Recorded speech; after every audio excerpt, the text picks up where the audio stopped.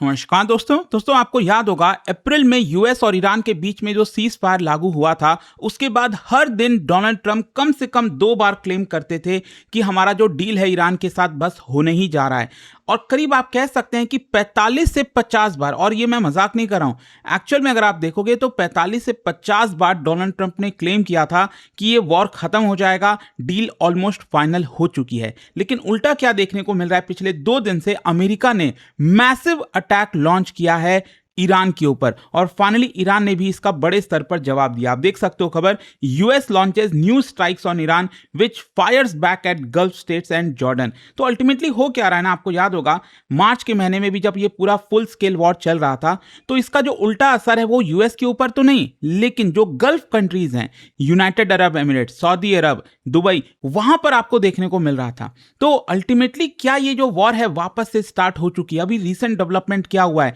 क्यों ये चीजें हुई हैं वापस से, वो सब कुछ मैं आपको डिटेल से बताऊंगा। चलिए आगे बढ़ते हैं, लेकिन उससे पहले आप सबको बता दूं, स्टडी आईक्यू पर इस समय आरंभ ऑफर चल रहा है, जिसके तहत कोई भी यूपीएससी कोर्स आप लेते हो 2027, 28, 29 का, उस पर आपको 50% डिस्काउंट मिल रहा है। और ये जो यूपीएससी बैचेस हैं दोस्तों, इसमें आपको अलग अलग पैकेजेस, अलग अलग फीचर्स के साथ मिलेंगे। यहां पर जो भी आप को चाहिए, जिस तरह की सुविधा चाहिए वो आप चूज कर सकते हैं। 1-to-1 mentorship, test series, revision, बहुत कुछ है। कोई भी अगर आपको डाउट है, प्रॉब्लम है, ये फोन नंबर दिया है, इस पे कॉल करिए एंड यूज करिए कोड अंकित लाइव मैक्सिमम डिस्काउंट के लिए। चलिए शुरुआत करते हैं। सबसे पहले देखते हैं कि हुआ क्या है।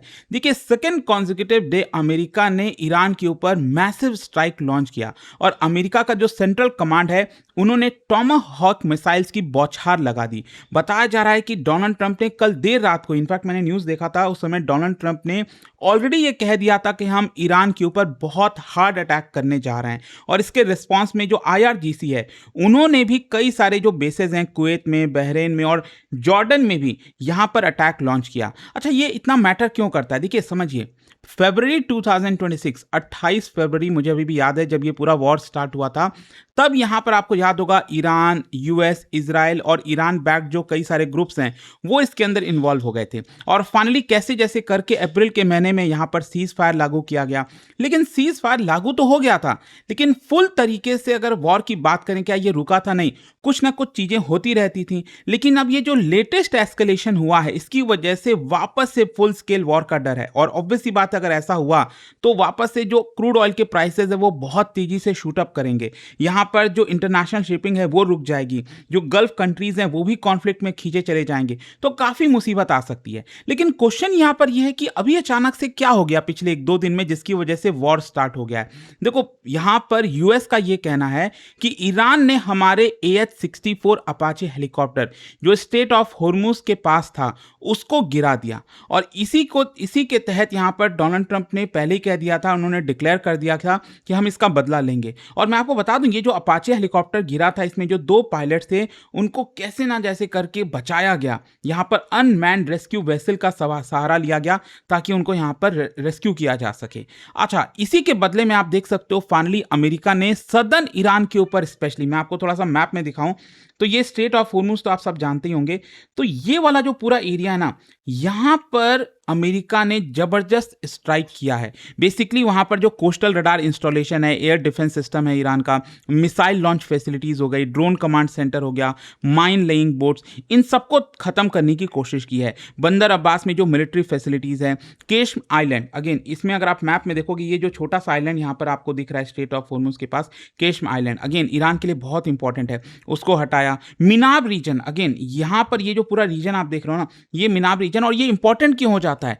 मिनाब जो रीजन है, वहां पर आईआरजीसी ने अपना जो सर्विलेंस इंफ्रास्ट्रक्चर है वो इंस्टॉल किया हुआ था। मिसाइल बैटरीज जो होर्मुज को प्रोटेक्ट करती थी उसको किया हुआ था।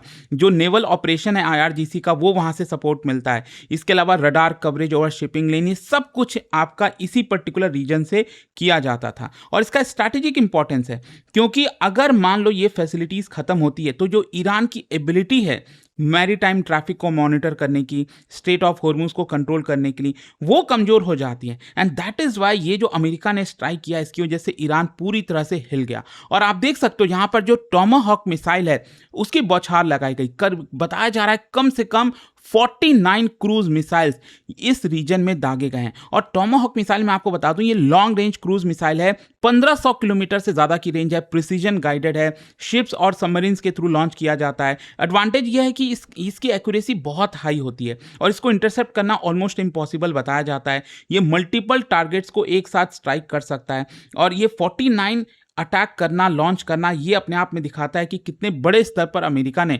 ईरान पर हमला किया। तो जाहिर सी बात है, ईरान भी चुप नहीं रहने वाला था। ईरान ने इमीडिएटली इसका रिस्पॉन्ड किया और आईआरजीसी जो है, उन्होंने क्लेम किया है कि यूएस के कई सारे जो मिलिट्री बेसेस हैं गल्फ में, क्योंकि देखो ईरान तो डायरेक्टली यूएस के मेन लैंड पर अटैक कर नहीं सकता, वो अभी उसके पास कैपेबिलिटी नहीं है इतने लॉन्ग रेंज मिसाइल की।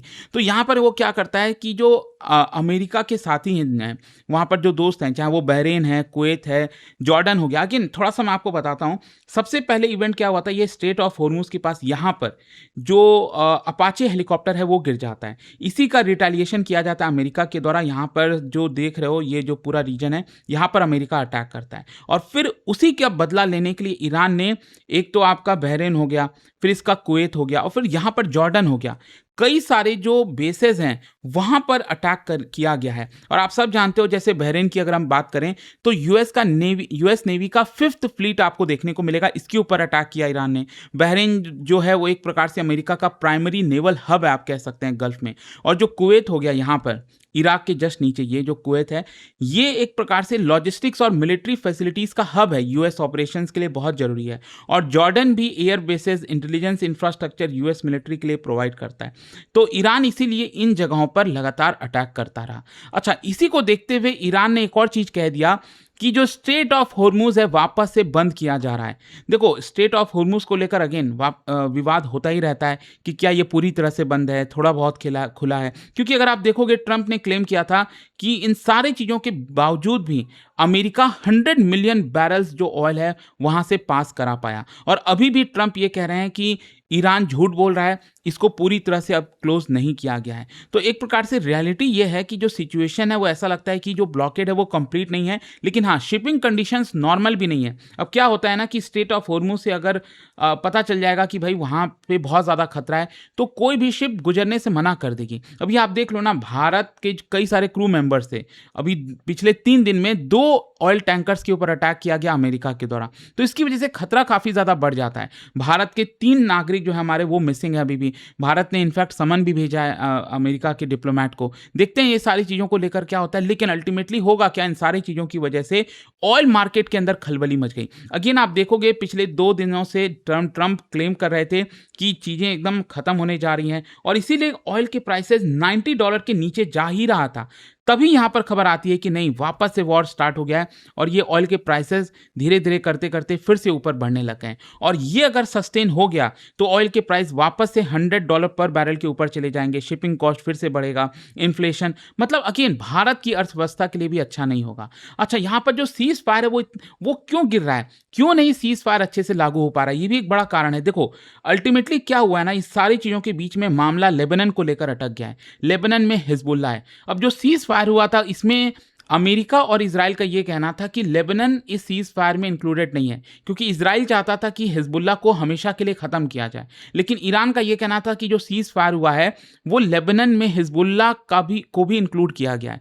मतलब हम ये जो भी डील करेंगे उसमें हिजबुल्ला को अलग नहीं रख सकते। अगर हमारे ऊपर अटैक रुक रहा है तो हिजबुल्ला के ऊपर भी रुकना चाहिए, क्योंकि ईरान का यह कहना है कि ये हमारे साथी दल हैं, हम उनको अकेला नहीं छोड़ सकते। So that is why Hezbollah यहाँ पर इसीलिए मैटर करता है, क्योंकि ईरान और जो इजराइल है उनके बीच में बहुत ज़्यादा डिफरेंसेस आ गए हैं। जो इजराइल है वो चाहता है कि उसका जो नदन बॉर्डर पर बार बार अटैक करता है हिजबुल्ला, यहाँ से उसको हमेशा के लिए रोका जाए। एंड दैट इज़ वाई ये एक बहुत बड़ा मैटर हो गया है। क्या ये वॉर रुक पाएगा, नहीं रुक पाएगा, इसमें सबसे बड़ा जो पॉइंट होने वाला है वो है लेबनान में हिजबुल्ला को लेकर। खैर, ट्रंप की स्ट्रैटेजी क्या है इन सारी चीज़ों के बीच? देखो, ट्रंप जो है वो डुअल ट्रैक की पॉलिसी अपना रहे हैं। एक तरफ मिलिट्री प्रेशर डाल रहे हैं, ईरानियन मिलिट्री एसेट के ऊपर स्ट्राइक कर रहे हैं, यूएस फोर्सेस को कैसे भी बचाया जाए ये कोशिश की जा रही है, जो फ्रीडम ऑफ नेविगेशन है उसको मेंटेन करने की कोशिश है, और दूसरी तरफ जो डिप्लोमेटिक प्रेशर है, पीस टॉक्स है, वो अभी भी जारी है। मतलब ये जो एक्सचेंजेस हुए हैं, ये जो अटैक्स हुए हैं एक दूसरे के ऊपर, उसके बावजूद भी अमेरिका और ईरान बैठकर कहीं ना कहीं डील खोजने की कोशिश कर रहे हैं। देखते हैं ये हो पाता है कि नहीं, बट आई होप कि आज सुबह से इसके बारे में जो खबर आ रही थी वो आपको पता चल गया होगा। और जाने से पहले एक बहुत ही इंटरेस्टिंग क्वेश्चन, देखो ईरान का जो सबसे हाईएस्ट पीक है इसका नाम है माउंट दमावन।